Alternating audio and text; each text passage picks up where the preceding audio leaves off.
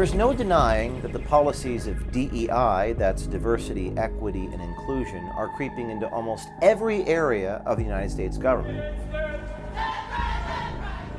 And now, the DEI questionable practice is rapidly spreading into the military at its highest levels. Wait, you work at the Pentagon? We're the Office of Diversity and Equity and Inclusion for the Air Force. Our office is directly under the Secretary of the Air Force. You're at the Pentagon? Yeah. And you work on DEIA stuff. That's incredible. Oh. I just imagine in the military there are a lot of like nutty, right-wing, kind of conservative, even like Trump people. Absolutely. It was the same in aerospace, because that's, older white dudes are engineers pretty much. What do you think of those older white dudes? I mean, they're definitely difficult. They definitely suck. You look at Trump supporters, you see what their general demographic is. What is it? Angry white people who are upset with minorities.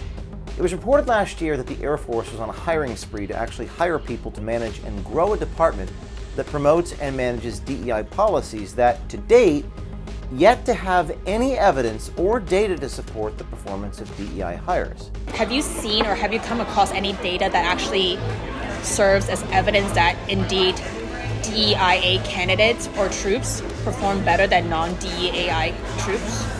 No, I don't think so. I think, there isn't that data? I don't think so. I just think that it's weird that they would purposely withhold access to data that can prove that DEI is indeed working. We feel the same way.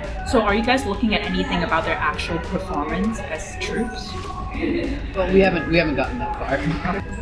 But would that be taken into account when you guys do your analysis, your data? Yeah, that's pieces of data that I think would be interesting if we ever got to it. Yeah.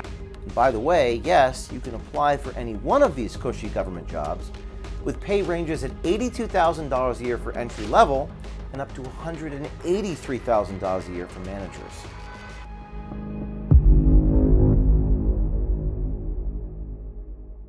Let's meet one of those DEI hires now, Jake Reyna. Jake works in a satellite office of the Pentagon as a Operations Research Analyst for a hidden, under-the-radar covert military group called Manpower and Readiness, which has been quietly tucked directly under its Diversity, Equity, and Inclusion Department that reports directly to Lieutenant Colonel Leah Pound, a supervisor in that department.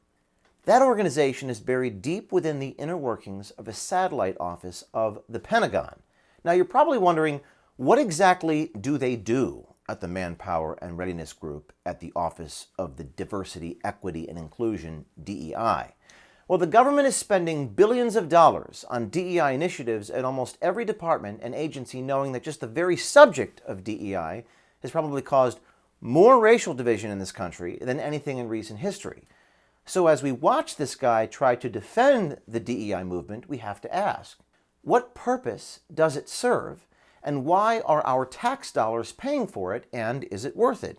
And perhaps the biggest thing to consider is, does this strengthen or weaken our military? Now, to start with the definition of DEI, let's just go to Wikipedia, which defines DEI as the organizational framework that seeks to promote the fair treatment and full participation of all people. So let's see how that is actually working. Now, as you'll see in this video, some of the things we found out about this department is that the general feeling amongst the bureaucrats who work there is... I just imagine in the military there are a lot of like nutty, right-wing, kind of conservative, even like Trump people. Absolutely. It was the same in aerospace, because that's, older white dudes are engineers pretty much. What do you think of those older white dudes? I mean, they're definitely difficult. They definitely suck. Old white dudes suck. They give free lessons for DEI hires on how to manipulate job titles to cheat the system out of a higher salary, that white Republicans are stupid, the government will pay for 100% of your gender-affirming surgery, that Trump supporters are racist, and that the covert Manpower and Readiness group that Jake Reyna manages appears to manipulate their DEI statistics to level up who gets promoted, and no, that's not based upon merit. That's right, the United States military are hiring and promoting based upon race, gender, and sex. Oh, and if you're an officer in the Air Force and you refuse to fall in line with this, you'll be deemed insubordinate and you'll face a dishonorable discharge. Not a week goes by without a news headline about potential medical supply shortages, threats to our infrastructure, or power grid. And you remember what they pulled during the last pandemic. Certain medications were mysteriously out of stock. No way will I ever let that happen again. In today's unpredictable world, it's all about being prepared for who knows what they have in store for the next pandemic. Our friends and supporters at the Wellness Company have designed this unique, prescription-based medical emergency kit that is packed with 8 potentially life-saving prescription-only medications, including Z-Pak and ivermectin, which I used myself while out on the road and starting to feel a bit under the weather. Health is everything, and this is a great opportunity to order a Wellness Company Medical Emergency Kit. The Wellness Company Medical Emergency Kit stands ready to treat over 30 common ailments, ensuring you'll have access to vital medications when you need them most. And now save $45 per kit when you order using the code OMG. Get ready to write this down. Get your Wellness Company Medical Emergency Kit at twc.health/OMG. That's twc.health/OMG. That's twc.health/OMG. And save $45 per kit today when you use code OMG. You'll see here that not only do these bureaucrats push hiring unqualified people based upon race, gender, and sex orientation, they actually intentionally disqualify people who are more qualified, again, based upon their lack of being a certain race or sex. Does that sound like they are, quote, promoting the fair treatment and full participation of all people? Now, to set the stage, our brave American swiper, undercover investigative journalist, matched with our subject, Jake Reyna, on Hinge. We're not exactly sure what he was looking for, but I think you'd agree he got a lot more than he bargained for. As with any first meeting, Reyna began with some small talk, and over the course of 3 dates, it didn't take him long to start talking shop and trying to explain why his DEI group even exists. Now, as you watch these hidden camera video clips, keep in mind, this guy is working in a satellite office of the Pentagon as part of the military. In the first meeting, Reyna gives our undercover reporter a snapshot of what he does and some insight into what the mission of his group is and why they're so important to the function of the United States military. So what's your current title? Operations Research Analyst. Focused on DEI specifically, Yes. only? Yeah, supporting the office. We're actually moving into this other group called Manpower and Readiness. Manpower and Readiness, Yeah, okay. It's just us going under a group called Manpower and Readiness, so it's just putting us with underneath another group instead of having our own office, just to kind of hide us a little. The Republican Party basically had a mandate that they snuck in there that basically said anybody whose whose position is diversity, equity, and inclusion can't get paid more than a GS-10, which is that's like 80 grand. And so we basically contacted everybody who had a title like that and got them to like sneakily change their title so it doesn't sound as diversity oriented, even though it is. So you basically like message them like offline, so to speak, like one-off, and be like, hey, like make sure you change your title. We talked with their supervisors and basically got them to change like the Is it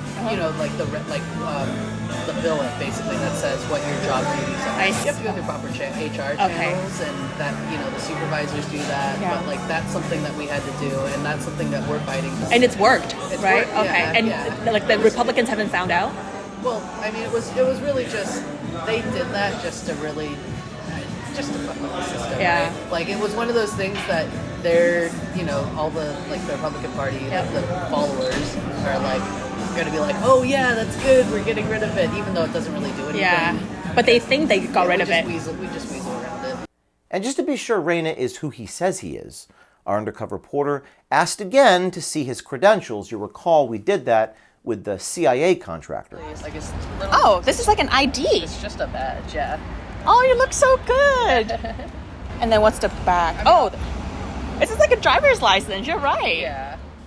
And sure enough, he's legit. Do you think having more DIA troops will help make our F-35 fighter jets more mission ready, mission capable? I think so. You think so? Mm-hmm. How? By having more, just more people who are intelligent, who are, who want to do that sort of thing. Again, this guy is supposed to be pushing the DEI agenda, but goes a bit far when he starts giving his opinion on old white dudes and Trump supporters. I just imagine in the military there are a lot of like nutty, right-wing, kind of conservative, even like Trump people. Absolutely, it was the same in aerospace, like because that's older white dudes are engineers pretty much. What do you think of those older white dudes? I mean, they're definitely difficult. They definitely suck. You look at Trump supporters, you see what their general demographic is. What is it? Angry white people who are upset with minorities. Yeah. Why are they upset with minorities? It's just been the general rhetoric, and I think in general they like being in a place of comfort, and now you have a lot of minorities coming in and pushing in, kind of upsetting the system. There he is, being clearly biased. He even goes so far to say that you're not qualified to be a fighter pilot if you're not trained in the ways of DEI. So is all DEIA training required in the DoD? Yes, as an airman, and then yes, as there's certain higher trainings that you have to go to qualify to be like an officer. So basically, if they refuse the required DEIA training, which sounds like all of them, everything is required, they will get written up, they will be considered subordinate. Yeah. Like they'll get marked up so that their chances of getting promoted in the future is much lower. They probably just won't have the opportunity to get promoted until they did it. So like their superior, their boss will basically say, no, you're not qualified to be considered for promotion because you refuse the training. Yeah, the system would probably mark them out of it. So if this DEI mission is so important, can we assume that they have data to back up their diversity hires? That they're performing better than a non-DEI hire? What kind of data are you guys able to provide to support that position? I don't know if there's any specific data you can provide outside of just saying we're getting more diverse, talking about like the office changing in officers. In your experience, have you seen or have you come across any data that actually serves as evidence that indeed DEIA candidates or troops perform better than non-DEI troops? No, I don't think so. I think there isn't that data? I don't think so. So right now you have not come across any data that definitively says hiring DEIA candidates or troops will strengthen our military. I still think they strengthen our military. But is there proof? Huh? Is there proof?